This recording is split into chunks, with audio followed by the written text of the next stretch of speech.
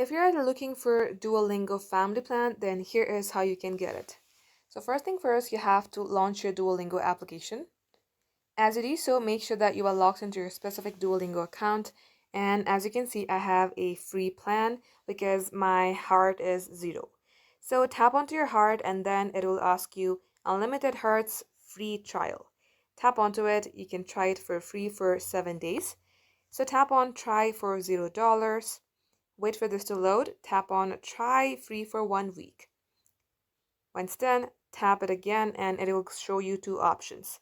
One is most popular individual, another is family plan, which will give you an ability to include 2 to 6 members.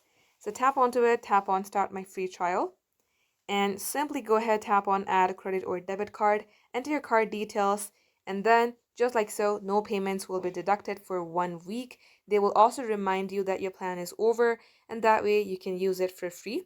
If you would like to pay it, go ahead, come back onto this after 1 week, and they will also notify you so you don't have to randomly check your Duolingo application. As they notify you, go ahead and pay for your plan and use it. This is how you can do it. Thank you for watching.